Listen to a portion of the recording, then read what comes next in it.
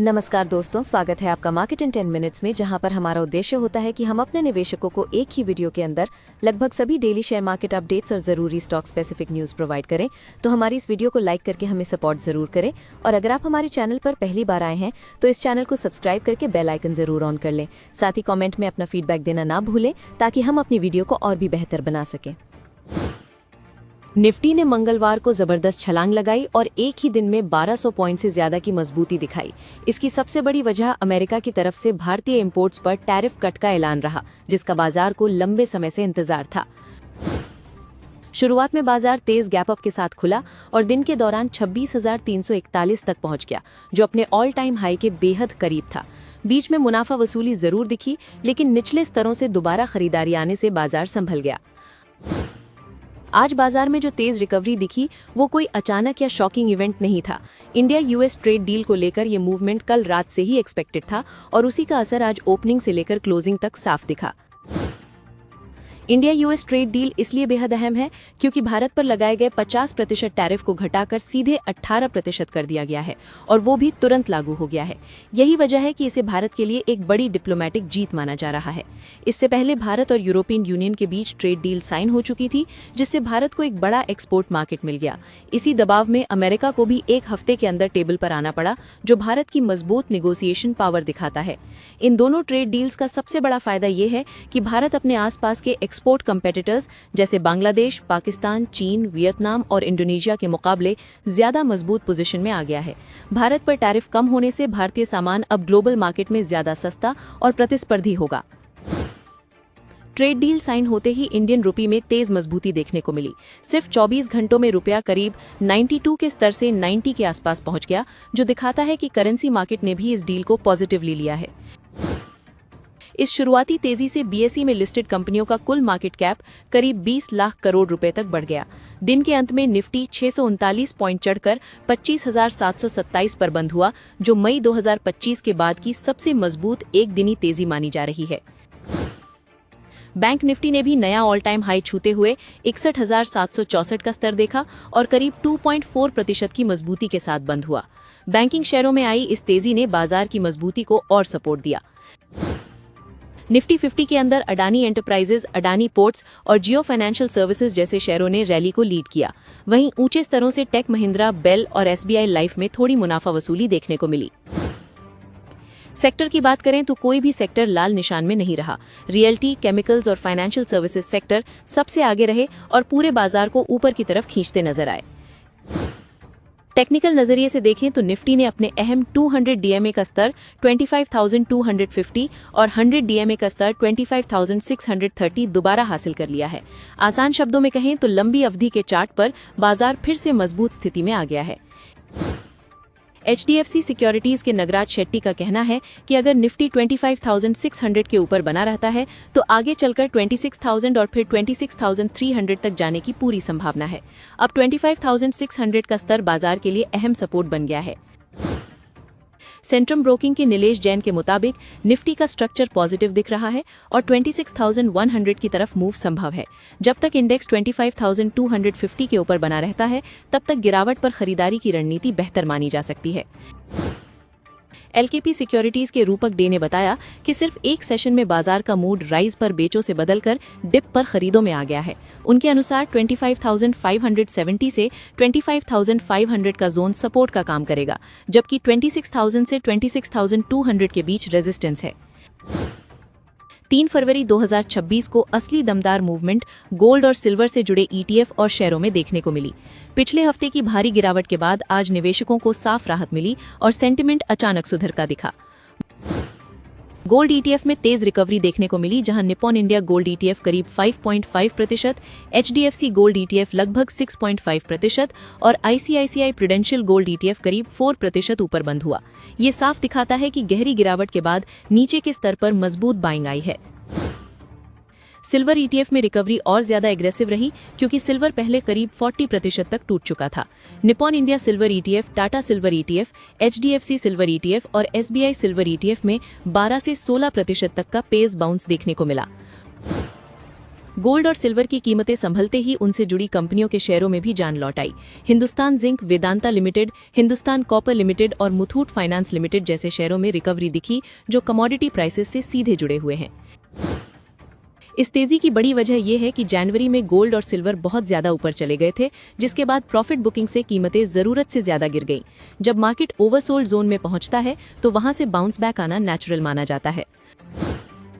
दूसरी अहम वजह लगातार बढ़ता जियोपॉलिटिकल टेंशन है और दुनिया भर के सेंट्रल बैंक्स, जिनमें आरबीआई भी शामिल हैं, की गोल्ड बाइंग, जिसके कारण अंतर्राष्ट्रीय बाजार में गोल्ड करीब 6% और सिल्वर करीब 13% उछला, जिसका असर एमसीएक्स पर भी दिखा। निवेशकों के लिए रणनीति साफ है कि अभी जल्दबाजी में फैसला लेने की जरूरत नहीं है। जिनके पास पहले से गोल्ड या सिल्वर ईटीएफ हैं, वो पेशेंस रखें और फ्रेश इन्वेस्टर्स को प्राइसेस के स्टेबलाइज होने का इंतजार करना चाहिए, क्योंकि वॉलेटिलिटी अभी। पिडिलाइट इंडस्ट्रीज ने तीसरी तिमाही में मजबूत प्रदर्शन दिखाया, जहां मुनाफा करीब 1.2% बढ़कर 623.84 करोड़ रुपए पहुंच गया और रेवेन्यू भी 10% से ज्यादा की बढ़त के साथ उम्मीद से बेहतर रहा। एबिटा और मार्जिन में सुधार ये दिखाता है कि कंपनी की ऑपरेशनल पकड़ अब भी मजबूत बनी हुई है। मैनेजमेंट का मानना है कि बेहतर मॉनसून, जीएसटी 2.0 का इनडायरेक्ट असर और बजट में इंफ्रास्ट्रक्चर और अर्बनाइजेशन पर फोकस आगे डिमांड को सपोर्ट करेगा। हालांकि कंपनी जियोपॉलिटिकल रिस्क और सप्लाई चेन से जुड़ी अनिश्चितताओं पर नजर बनाए हुए है। जेके लक्ष्मी सीमेंट का मुनाफा तीसरी तिमाही में 23% घटा, लेकिन रेवेन्यू में 6% से ज्यादा की बढ़त बनी रही। मार्जिन पर दबाव जरूर दिखा, जिससे ये साफ है कि लागत का असर अभी सीमेंट सेक्टर में बना हुआ है। कंपनी आक्रामक कैपेक्स प्लान पर काम कर रही है, जिसमें दुर्ग प्लांट में रेलवे साइडिंग और क्लिंकर और ग्राइंडिंग कैपेसिटी का विस्तार शामिल है। आने वाले समय में ये प्रोजेक्ट्स लॉन्ग टर्म ग्रोथ और लॉजिस्टिक कॉस्ट कम करने में मदद कर सकते हैं। गोदरेज एग्रोवेट लिमिटेड का मुनाफा इस तिमाही लगभग फ्लैट रहा, लेकिन रेवेन्यू और एबिटा में करीब 10 से 11% की ग्रोथ देखने को मिली। मार्जिन स्थिर रहा, जो ऑपरेशनल स्टेबिलिटी को दिखाता है। नई लेबर कोड्स की वजह से कंपनी पर एक बार का खर्च जरूर आया है, लेकिन इसका असर नॉन रिकरिंग है। बाजार ने नतीजों को न्यूट्रल तरीके से लिया, जिसके चलते शेयर में हल्की गिरावट देखने को मिली। V2 रिटेल लिमिटेड ने तीसरी तिमाही में शानदार प्रदर्शन किया, जहां मुनाफा लगभग 2 गुना हो गया और रेवेन्यू में 57% से ज्यादा की तेज ग्रोथ देखने को मिली। एबिटा और मार्जिन स्थिर रहना बताता है कि तेजी के साथ लागत पर भी कंट्रोल है। कंपनी ने 35 नए स्टोर्स जोड़कर टियर 2 और टियर 3 शहरों पर फोकस बढ़ाया है। ये दिखाता है कि कंजम्पशन स्लो होने के बावजूद छोटे शहरों में ग्रोथ का अच्छा मौका बना हुआ है। आदित्य बिरला कैपिटल का मुनाफा 41% बढ़कर 983 करोड़ रुपए पहुंच गया, जबकि रेवेन्यू और लेंडिंग पोर्टफोलियो में करीब 30% की मजबूत ग्रोथ दर्ज हुई। ये साफ संकेत है कि फाइनेंशियल सर्विसेज बिजनेस में मोमेंटम बरकरार है। हाउसिंग फाइनेंस सब्सिडियरी में 2750 करोड़ रुपए की ग्रोथ कैपिटल जुटाने की खबर से निवेशकों का भरोसा बढ़ा और शेयर में 4% से ज्यादा की तेजी आई। बाजार ने इस रिजल्ट को साफ तौर पर पॉजिटिव माना। बजाज फाइनेंस लिमिटेड का रिजल्ट मिक्स्ड रहा, जहां मुनाफा उम्मीद से कम रहा, लेकिन लोन बुक और नेट इंटरेस्ट इनकम में मजबूत ग्रोथ बनी रही। प्रोविजनिंग और लेबर कोड से जुड़े एक मुश्त खर्च ने प्रॉफिट पर दबाव डाला। एसेट क्वालिटी स्थिर बनी हुई है और कैपिटल एडिक्वेसी मजबूत स्तर पर है। लॉन्ग टर्म नजरिए से कंपनी का बिजनेस मजबूत दिखता है, लेकिन शॉर्ट टर्म में मार्केट को नतीजे थोड़े फीके लगे। कास्ट्रोल इंडिया ने चौथी तिमाही में करीब 10% घटकर, लेकिन रेवेन्यू 20 साल के उच्चतम स्तर पर पहुंच गया। वॉल्यूम ग्रोथ पॉजिटिव रही, हालांकि मार्जिन पर दबाव देखने को मिला। पूरे वित्त वर्ष में कंपनी ने अब तक का सबसे ज्यादा रेवेन्यू दर्ज किया और लगातार 8वीं तिमाही ग्रोथ दिखाई। 5.25 रुपए प्रति शेयर के फाइनल डिविडेंड के ऐलान से लॉन्ग टर्म निवेशकों के लिए पॉजिटिव संकेत मिला। शीला फोम ने Q3 में जबरदस्त रिकवरी दिखाई है, जहां नेट प्रॉफिट 16.87 करोड़ से उछलकर 52.57 करोड़ रुपए पहुंच गया। मैट्रेस और फोम दोनों सेगमेंट में वॉल्यूम बढ़ने से रेवेन्यू 11% बढ़कर 1075 करोड़ रुपए हो गया। ये साफ दिखाता है कि कंज्यूमर डिमांड धीरे धीरे मजबूत हो रही है। मैट्रेस सेगमेंट में 11% और फोम सेगमेंट में 20% की ग्रोथ के साथ कंपनी का बिजनेस बेस मजबूत हुआ है। ई कॉमर्स पर खुद की वेबसाइट से 138% और दूसरे प्लेटफॉर्म्स पर 39% की ग्रोथ मिली। U20 सेगमेंट में तेज बढ़त आने वाले समय में ग्रोथ को और सपोर्ट कर सकती है। भारत कोकिंग कोल Q3 में भारी दबाव में दिखी, जहां 425 करोड़ के मुनाफे से सीधे 23 करोड़ रुपए के घाटे में चली गई। बिक्री में करीब 25% की गिरावट आई, जिससे रेवेन्यू घटकर 2782 करोड़ रुपए रह गया। कमजोर रियलाइजेशन और बढ़ती लागत ने नतीजों को बुरी तरह प्रभावित किया। एबिडा 94% गिरकर सिर्फ 32.9 करोड़ रुपए रह गया और मार्जिन 15.4% से टूटकर 1.2% पर आ गया। फाइनेंस कॉस्ट और कर्मचारी खर्च में तेज बढ़ोतरी से दबाव और बढ़ा। आईपीओ के बाद शेयर में तेज लिस्टिंग जरूर हुई, लेकिन नतीजों ने शॉर्ट टर्म में चिंता बढ़ा दी। HFCL ने दिसंबर तिमाही में मजबूत ऑपरेशनल परफॉर्मेंस दिखाई है, जहां मुनाफा 35.6% बढ़कर 97.6 करोड़ रुपए रहा। रेवेन्यू 19.6% बढ़कर 1210.8 करोड़ रुपए रहा, जिसे टेलीकॉम और नेटवर्किंग प्रोजेक्ट्स की बेहतर एग्जीक्यूशन का सपोर्ट मिला। एबिडा में 50% की उछाल के साथ मार्जिन 15% से बढ़कर 18.9% हो गया, जो बेहतर कॉस्ट कंट्रोल और प्रोडक्ट मिक्स को दिखाता है। टेलीकॉम, डिफेंस, रेलवे और स्मार्ट सिटी जैसे सेक्टर्स में कंपनी की मौजूदगी कंपनी को लॉन्ग टर्म में मजबूत बनाती है। सोलर इंडस्ट्रीज इंडिया ने Q3 में दमदार ग्रोथ दिखाई है, जहां नेट प्रॉफिट 41.7% बढ़कर 446.3 करोड़ रुपए हो गया। रेवेन्यू 29% की तेजी के साथ 2548 करोड़ रुपए पहुंचा, जिससे साफ है कि कोर बिजनेस में डिमांड बनी हुई है। एबिडा 34.5% बढ़कर 708 करोड़ रुपए रहा और मार्जिन करीब 28% पर स्टेबल बना रहा। मजबूत नतीजों के बाद शेयर में 6% से ज्यादा की तेजी दिखी। इंडस्ट्रियल एक्सप्लोसिव्स और डिफेंस से जुड़े ऑर्डर्स कंपनी की कमाई को आगे भी सपोर्ट कर सकते हैं। NMDC के Q3 में रेवेन्यू 16% बढ़कर 7,610.8 करोड़ रुपए रहा, जो अनुमान से बेहतर था। इसमें पैलेट बिजनेस की बड़ी भूमिका रही, जहां रेवेन्यू बढ़कर 1,537 करोड़ रुपए पहुंच गया। टॉप लाइन पर कंपनी की ग्रोथ बनी हुई दिखी। हालांकि EBITDA और मार्जिन पर दबाव रहा, जहां मार्जिन 36.1% से गिरकर 28.2% पर आ गया। अन्य खर्च और सेलिंग खर्च में तेज बढ़ोतरी इसका बड़ा कारण रही। नतीजों के बाद शेयर में ज्यादा हलचल नहीं दिखी, लेकिन लॉन्ग टर्म में क्रिटिकल मिनरल्स पर फोकस अहम हो सकता है।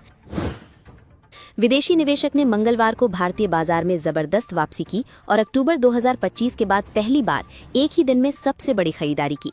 FIIs ने कैश मार्केट में करीब 5,426 करोड़ रुपए के शेयर खरीदे, जिससे बाजार में अचानक तेजी देखने को मिली।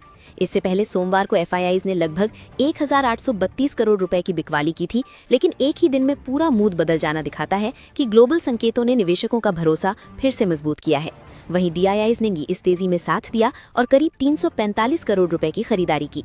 महीने की अब तक की तस्वीर देखें तो FIIs करीब 2,815 करोड़ रुपए की नेट खरीद में आ चुके हैं, जबकि DIIs भी लगभग 2,777 करोड़ रुपए की खरीद कर चुके हैं।